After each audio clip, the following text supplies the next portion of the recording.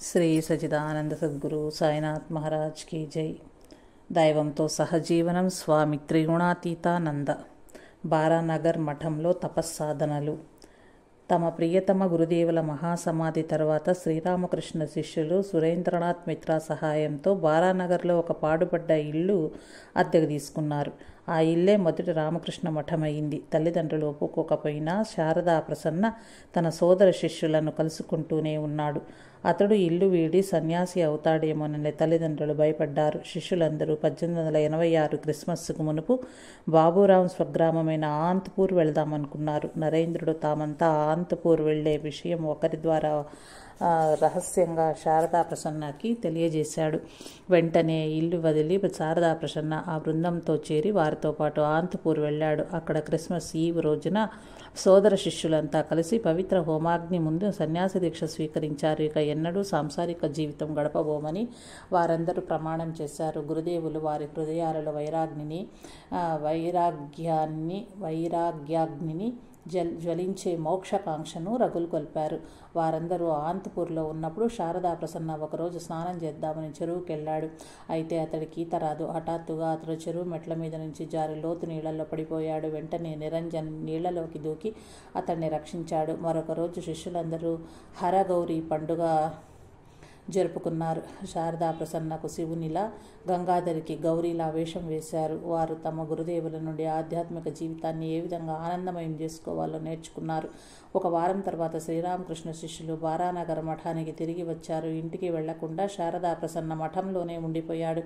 శారదా ప్రసన్న పెద్దన్నయ్య వినయ్ శారదా ప్రసన్నను ఆధ్యాత్మిక జీవితం నుంచి మరలించడానికి రహస్యంగా ఒక హోమం జరిపించాడు. 12 మంది బ్రాహ్మణులు ఒక నెల 12 రోజులు హోమం చేశారు. చివరికి వారు వినయ్తో, నీ తమ్ముణ్ణి ఈ ప్రపంచానికి తీసుకురావటం అసాధ్యం. సన్యాసి జీవితం ద్వారా దైవ సాక్షాత్కారం పొందాలని అతడు తీవ్రంగా ప్రార్థిస్తున్నాడు. అందుచేత ఈ హోమం అటువంటి పవిత్రాత్ములను క్రింది స్థాయికి తీసుకురాలేదు అని తమ నిస్సహాయతను తెలిపారు. ఆ హోమం కోసం వినయ్ 4,000 రూపాయలు ఖర్చు చేశాడు. కానీ ఫలితం లేకపోయింది. చివరికి అతడు శ్రీరామకృష్ణ శిష్యుల వద్దకెళ్ళి శారదా ప్రసన్నను ఇంటికి పంపమని అడిగాడు. బహుశా వారు అందుకు అంగీకరించినట్లు లేదు. తానెక్కడ ఉండాలో శారదా ప్రసన్నే నిర్ణయించుకోవాలని అన్నట్టున్నారు.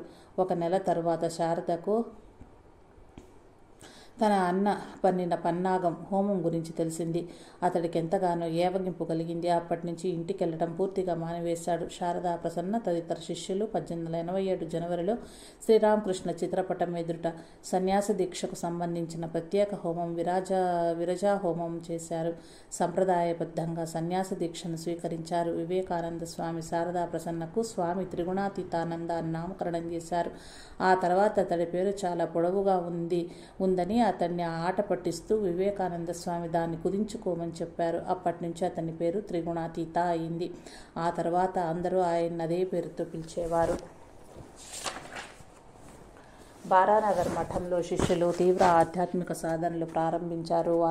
వారు అప్పుడప్పుడు తీర్థయాత్రలు కూడా చేసేవారు. ఒకరోజు వివేకానంద స్వామి శారదానంద స్వామిని కాలినడకన చైతన్య మహాప్రభు జన్మస్థలమైన నవద్వీపును సందర్శించమని ఆదేశించారు. వెంటనే శారదానంద స్వామి అక్కడికి 60 మైళ్ళ దూరంలో ఉన్న నవద్వీపుకి కాలినడకన ఒంటరిగా వెళ్ళటానికి సిద్ధమయ్యారు. కానీ ఆ విషయం శివానంద స్వామి, త్రిగుణాతీతానంద స్వామి తెలుసుకొని వారు కూడా ఆయనతో పాటు బయలుదేరారు. కొంత దూరం నడిచాక మధ్యాహ్నం ఉన్నట్టుండి త్రిగుణాతీత కనిపించకుండా ఎక్కడికో వెళ్ళిపోయారు. శారదానంద, శివానంద స్వాములు ఆయన కోసం ఎదురు చూస్తూ ఒక చెట్టు కింద కూర్చున్నారు. ఆయన రాగానే దగ్గరలో ఉన్న గ్రామంలో భిక్షకెళ్ళవచ్చు అనుకున్నారు. ఇంతలో త్రిగుణాతీత వచ్చారు. వారితో ఆయన, ఇప్పుడు మధ్యాహ్నం అయింది, స్నానం చేసిన ఆకలి తీర్చుకున్నాను అన్నారు. ఆకలి తీర్చుకోవటానికి ఏం తిన్నావని అడిగితే ఆయన లేత పచ్చిగడ్డిని తిని కొంచెం నీళ్లు తాగానన్న ఆకలి తీరిపోయిందని సమాధానం ఇచ్చాడు. స్వాములిద్దరికీ నోటమాట రాక నిశ్చేష్టులైపోయారు. త్రిగుణాతీత ఆహారపు అలవాట్లు ఇంతగానో అసాధారణంగానూ ఉండేవి. ఒకసారి బారానగర్ మఠంలో ఉన్నప్పుడు త్రిగుణాతీత కడుపు నొప్పితో బాధపడ్డారు. బ్రహ్మానంద స్వామి ఆయన చికిత్స కోసం ప్రేమానంద స్వామి బంధువుడైన బిపిన్ ఘోష్ వద్దకు పంపారు. డాక్టర్ బిపిన్ ఘోష్ వద్దకు పంపారు. ఆ వైద్యుడు కూడా మంచి భక్తుడే. ఆయనకు త్రిగుణాతీత స్వామి ఇదివరకే బాగా తెలుసు. పరీక్ష చేసే ముందు ఆయనకి ఏమైనా తినటానికి పెట్టాలనిపించింది. అయ్యా, మీరేం తీసుకుంటారు చెప్పండి అని అడిగాడు. రసగుల్లాలని స్వామి చెప్పారు. డాక్టర్ ఘోష్ ఆయనకి 2 రూపాయలు విలువ చేసి దాదాపు 2 డజన్లు పైగా రసగుల్లాలు తెప్పించి ఇచ్చారు. వాటన్నిటిని త్రిగుణాతీత ఏమాత్రం ఆలస్యం చేయకుండా తినేశారు. అప్పుడు ఆ డాక్టర్, ఇప్పుడు చెప్పండి మీరు వచ్చిన పనేమిటి అని అడిగాడు. త్రిగుణాతీత, నాకు కడుపు నొప్పిగా ఉంది, అందుకని బ్రహ్మానంద స్వామి చికిత్స కోసం మీ దగ్గరికి పంపారు అన్నారు. అయ్యో రామా, మరి ఆ రసగుల్లాలు ఎందుకు తిన్నారు అని డాక్టర్ అడిగాడు. మీరెంతో ప్రేమతో వాటిని ఇచ్చారు కదా, తినక ఇంకేం చేస్తాను అని త్రిగుణాతీత సమాధానం ఇచ్చారు. విస్తుపోయిన ఆ డాక్టర్ ఆయనకు మన్నించి పంపారు. ఆహారం స్వీకరించడంలో త్రిగుణాతీతకు ఎంతైనా సామర్థ్యం ఉండేది. ఆయన ఆహారం చాలా ఎక్కువగా తినగలిగేవారు. అలాగే రోజుల తరబడి నిరాహారంతో కూడా ఉండగలిగేవారు. ఆయన ఆహారపు అలవాట్ల గురించి ప్రేమానంద స్వామి ఇలా చెప్పారు. అతనికి ఒక అద్భుత శక్తి ఉండేది. నేను ఒకసారి 7.5 సేర్ల పాలు, దాదాపు 2 గాలన్లు బాగా కాచి ఆ మొత్తం పాలు అతనికి ఇచ్చాను. అవి మొత్తం ఆపకుండా త్రాగేశాడు. మరొక సందర్భంలో ఆయన బేలూరు మఠంలో బిల్వవృక్షం కింద చాలా రోజుల పాటు రోజుకొక అరటిపండు మాత్రమే తింటూ అక్కడ ఉండిపోయాడు. ఒకసారి ప్రేమానందుల తల్లి గురుదేవుల 3 శిష్యులను బలరాం బోసు ఇంటికి ఆహ్వానించింది. ఆవిడ చాలా రకరకాల వంటలు చేసింది. అయితే ఊహించని పరిస్థితి వల్ల మిగతా 2 రాలేకపోయారు. త్రిగుణాతీత ఒక్కరే భోజనానికి వెళ్లారు. వండిన ఆహారం అంతా వృధా అవుతుందని ఆమె చాలా బాధపడ్డారు. త్రిగుణాతీత తినటం ప్రారంభించారు. క్రమంగా 3 కోసం వండినవన్నీ ఆయనే పూర్తి చేశారు. ఆయనకేమైనా అనారోగ్యం కలుగుతుందేమోనని ప్రేమానందుని తల్లి ఎంతో భయపడింది. ఆ తర్వాత రోజు త్రిగుణాతీత బాగానే ఉండటం చూసి ఆమె శారదా ప్రసన్న ఎలా తింటాడో చూస్తే ఆశ్చర్యం వేస్తుంది. అతను ఎన్నో పర్వతాలు తిరిగి ఎన్నో మంత్రాలు నేర్చుకున్నాడు. అందుకనే ఎంత ఆహారం ఇచ్చినా క్షణంలో మాయం చేయగలడు. లేకపోతే సాధారణ మానవుడెవరూ అంత ఆహారం తినలేడు అని అంది. త్రిగుణాతీతుని ఆత్మనిగ్రహం కూడా అపూర్వమైనది. ఒకసారి ఆయన తను తినే ఆహారం బాగా తగ్గిద్దామనుకున్నాడు. ఆయన రోజు 2 ఔన్సుల అన్నము 2 ఔన్సుల కారం మాత్రమే తినటం ప్రారంభించారు. ఆ విధంగా 4 రోజులు తిన్నారు. మరొకసారి బలరాం బోసు ఇంట్లో ఉండగా త్రిగుణాతీత స్వామి, బ్రహ్మానంద స్వామి మరో 2 శిష్యులతో కలిసి ఒక భక్తుని ఇంటికి వెళ్లారు. అనుకోకుండా అక్కడ వారికి భోజనం పెట్టారు. బలరాం ఇంటికి తిరిగి రాగానే వారింట్లో తమ కోసమని వండిన ఆహారం వృధా అయితే బలరాముడు బాధపడతాడని బ్రహ్మానంద స్వామి గ్రహించారు. అప్పుడు ఆయనతో, త్రిగుణాతీత, ఏం పర్వాలేదు, నేను మొత్తం ఆహారం తింటాను అన్నారు. అంతకు ముందే మామూలుగా భోజనం చేసిన బలరాం బోసు ఇంట్లో 4 వండిన ఆహారాన్ని ఆయన ఒక్కరే పూర్తి చేశారు. ఆయనకి దేహస్పృహ చాలా తక్కువగా ఉండేది. చలికాలంలో కూడా ఒక్కొక్కసారి ఆయన పల్చని వస్త్రంతోనే తన శరీరాన్ని కప్పుకునేవారు. మరొకసారి 2 దుప్పట్లు కప్పుకునేవారు. ఒకసారి ఆయన రక్త విరోచనాలతో బాధపడుతూ బార్లీ నీళ్లు మాత్రమే తీసుకుని గడిపారు. కానీ ఆ సమయంలో ఒక భక్తుని ఇంటికి వెళ్ళినప్పుడు మాత్రం ఆయన చాలా తీపి పదార్థాలు తినగలిగారు. ఆ తర్వాత ఆయన డాక్టర్తో, ఇంత ఎక్కువగా తినటమే నా వ్యాధిని తగ్గించింది అన్నారు. మరొకసారి ఆయన తీవ్ర జ్వరంతో వణుకుతూ చల్లనీళ్లతో స్నానం చేసి సుష్టుగా భోజనం చేశారు. ఆయన జ్వరం పూర్తిగా తగ్గిపోయింది. ఆహారపు అలవాట్ల లాగానే త్రిగుణాతీతుని చర్యలు ప్రవర్తనలు కూడా అసాధారణంగా ఉండి ఒక్కోసారి ఇతరులకు అర్థమయ్యేది కాదు. ఆయన ఎంతో శక్తివంతుడై ఎట్టి పరిస్థితుల్లోనూ నిర్భీకమై ఉండేవాడు. దయ్యాలు భూతాలు ఉంటవని ఆయన నమ్మేవారు కాదు. దయ్యాల కొంప అనబడే వాటినన్నింటినో ఆయన సందర్శించారు. అక్కడ దయ్యాలున్నాయనడానికి ఆయనకు నిదర్శనం ఏదీ దొరకలేదు.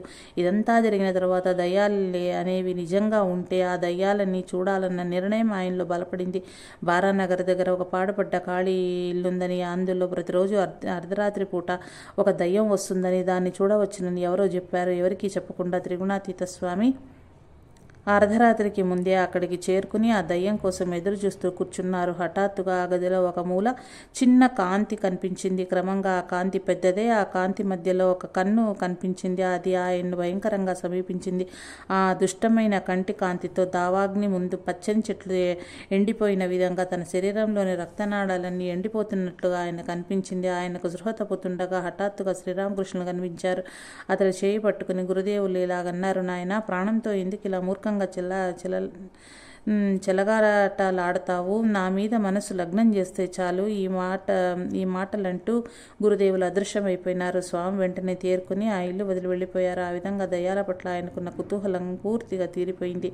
బారానగర్ మఠంలో సాధనలు చేసేటప్పుడు శ్మశాన వాటికలో అర్ధరాత్రప్పుడు తాంత్రిక సాధనలు చేయాలనే కోరిక ఆయనకు బాగా ఉండేది. ఆ విధంగా చేయటానికి వివేకానంద స్వామి అనుమతి ఇవ్వరని తెలిసిన త్రిగుణాతీత స్వామి ఒకరోజు రాత్రి అందరూ నిద్రపోతున్నప్పుడు శ్మశాన వాటికకు బయలుదేరాడు.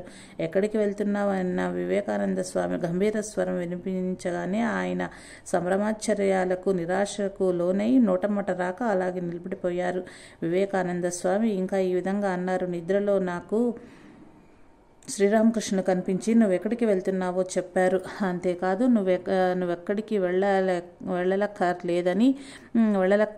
వెళ్ళక్కర్లేదని నీకోసం ఆయనే అవన్నీ చేశారని, మనమంతా ఆయన మీద మనసు నిలిపితే చాలని, ఇంకేమీ చేయనక్కర్లేదని కూడా చెప్పారు. అంతే. అప్పటి నుంచి తాంత్రిక సాధనలు చేయాలని ఆయన ప్రయత్నాలకు అక్కడే తెరబడిపోయింది. స్వభావరీత్యా త్రిగుణాతీతులు తీవ్రవాది. ఒకసారి ఆయన రాత్రింబవళ్ళు మంత్రజపం చేయాలని నిర్ణయించుకున్నారు. భగవత్ సాక్షాత్కారమో లేక ఆహారమేమీ స్వీకరించకుండానే మరణమో తన లక్ష్యంగా భావించారు. శివానంద స్వామి తన ఈ యువ సోదర సన్యాసి గురించి చాలా ఆందోళన చెందారు. ఆయన్ను తన గది నుంచి బయటకు రమ్మని ఎంతో బతిమాలారు. స్వామి గదిలో నుంచి బయటకు వచ్చారు, కానీ ఏమీ తినటానికి ఒప్పుకోలేదు. చివరికి ఆయన ఏమైనా తింటుంటే శివానంద స్వామి ఆయన తాకుతూ ఆయన తరపున మంత్రజపం చేయటానికి ఒప్పందం కుదిరింది. ఆ విధంగా ఆయన త్వరగా తన భోజనాన్ని ముగించి మళ్లీ జపం కొనసాగించారు. వేదాంత శాస్త్రాలను అధ్యయనం చేసేటప్పుడు త్రిగుణాతీత స్వామి తన మనస్సును, శక్తిని యావత్తు దానిపై కేంద్రీకరించేవారు. ఆహార నిద్రలను, పరిసరాలను పూర్తిగా మర్చిపోయేవారు. బాగా చీకటి పడ్డాక తన మనస్సు ఈ ప్రపంచం వైపుకి మరల్చి లాంతరు వెలిగించేవారు. అర్ధరాత్రి వరకు సంస్కృత సాహిత్యము, యూరోపియన్ తత్వశాస్త్రము అధ్యయనం చేసేవారు. ఆధ్యాత్మిక సాధనలు ఆయన నిశ్చల భక్తితో ఆచరించేవారు. అంతేగాక ఎవరైనా తనను తిట్టినా, విమర్శించినా సహనం కోల్పోయేవారు కాదు. త్రిగుణాతీత స్వామి తండ్రి ఆయన్ను మళ్ళీ ఇంటికి తీసుకెళ్ళటానికి ప్రయత్నించాడు. ఆయన్ను BA పూర్తి చేయమన్నాడు. త్రిగుణాతీత అందుకు ఒప్పుకోలేదు. బదులుగా కొంతమంది సోదర శిష్యులతో కలిసి 1887 ఫిబ్రవరి 26న పూరీ యాత్రకు వెళ్ళిపోయారు. పూరీలో ఆయన వైష్ణవ సాధనలు చేశారు. నుదుడిపై పంగనామాలు, భుజాలపై శంకుచక్రాలతో, మెడలో తులసిమాలను ధరించి తన ఇష్టదైవ పటాన్ని తనతోనే ఉంచుకుంటూ ఆయన సాధనలు కొనసాగించారు. కొంతకాలం తర్వాత ఆయన బారానగర్ మఠానికి తిరిగి వచ్చారు. శ్రీరామకృష్ణ కథామృతములో మా త్రిగుణాతీత స్వామి బారానగర్ మఠంలో ఉన్నప్పుడు ఆయన మానసిక స్థితి గురించి ఈ విధంగా వ్రాశారు.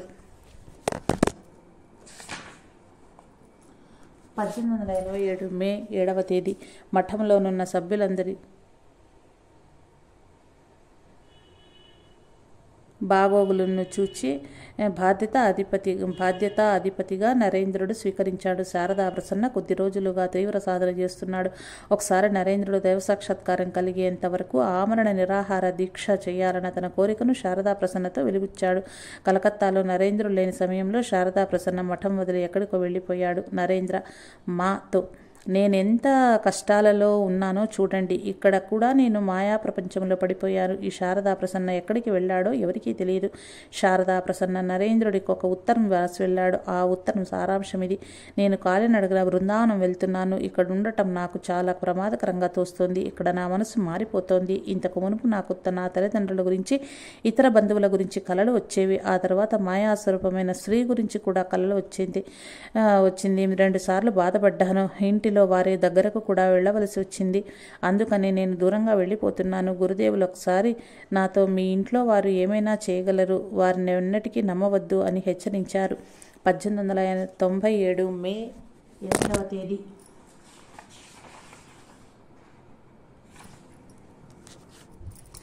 మఠ ఆవరణకు పశ్చిమంగా దట్టమైన చెట్లతో నిండిన విశాలమైన స్థలం ఉంది. అక్కడ ఒంటరిగా ఒక చెట్టు క్రింద కూర్చుని ఉన్నారు. హఠాత్తుగా శారదా ప్రసన్న అక్కడ ప్రత్యక్షమయ్యాడు. అప్పుడు మధ్యాహ్నం 3 గంటలు కావస్తోంది. ఇన్నాళ్ళు ఎక్కడికి వెళ్ళావు? అందరూ నీ గురించి ఎంతో బాధపడుతూ ఉన్నారు. మిగతా సోదరులకు అందరికీ కనిపించావా? ఎప్పుడొచ్చావు? ప్రసన్న: ఇప్పుడే వచ్చాను. వారిని కలిశాను. బృందావనం వెళ్తున్నట్టు కాగితం పెట్టి వెళ్ళావు కదా, మేము ఎంతో ఆందోళన చెందాం. ఎంత దూరం దాకా వెళ్ళావు? ప్రసన్న: కొన్నాగరు దాకా మాత్రమే వెళ్ళాను. ఇద్దరూ నవ్వారు. కూర్చో, జరిగిందంతా నాకు చెప్పు. మొదట ఎక్కడ ఆగావు? ప్రసన్న. దక్షిణేశ్వర దేవాలయ ఉద్యానవనంలో ఆగాను. ఒక రాత్రి అక్కడే ఉన్నాను. మా నవ్వుతూ. ప్రస్తుతం హాజరా ఎలా ఉన్నాడు? ప్రసన్న. హాజరా నా గురించి ఏమనుకుంటున్నావు అని నన్ను అడిగాడు. ఇద్దరు నవ్వారు. మా నవ్వుతూ. నువ్వేమన్నావు? ప్రసన్న. నేనేమీ మాట్లాడలేదు. మా ఆ తర్వాత? ప్రసన్న. ఆ తర్వాత నేను ఆయన కోసం పొగాకు తెచ్చానేమో అడిగాడు. ఇద్దరు నవ్వారు. ప్రసన్న. నన్ను ఆయనకు పరిచర్యలు చేస్తూ ఉండమన్నాడు. మా ఆ తర్వాత ఎక్కడికి వెళ్ళావు? ప్రసన్న. అక్కడక్కడ ఆగుతూ కొన్నాగరు చేరుకున్నాను. అక్కడ ఒక రాత్రి ఖాళీ స్థలంలో పడుకున్నాను. చాలా దూరం వెళదామనే ఉద్దేశంతో అక్కడ ఉన్న పెద్ద మనుషుల్ని దూరదేశం వెళ్ళటానికి రైల్వే టికెట్ కొనాలి. తగినంత పైకం ఇక్కడ దొరుకుతుందా అని అడిగాను. మా వారేమన్నారు? ప్రసన్న. వారు నీకు ₹1 ₹2 దొరకవచ్చేమో కానీ రైలు టికెట్కి సరిపడా మొత్తం ఎవరిస్తారు అన్నారు. ఇద్దరు నవ్వారు. మా నీతో ఏం తీసుకెళ్ళావు? ప్రసన్న. 1-2 వస్త్రాలు, గురుదేవుల చిత్రపటం ఒకటి తీసుకెళ్లాను. ఆ పటం ఎవరికీ చూపలేదు. ఖాళీ తపస్వి గదిలో రాఖాల్ కూర్చుని ఉన్నాడు. ప్రసన్న అతని దగ్గరగా కూర్చున్నాడు. మా కూడా అక్కడే ఉన్నాడు. రాఖాల్ ప్రసన్నతో,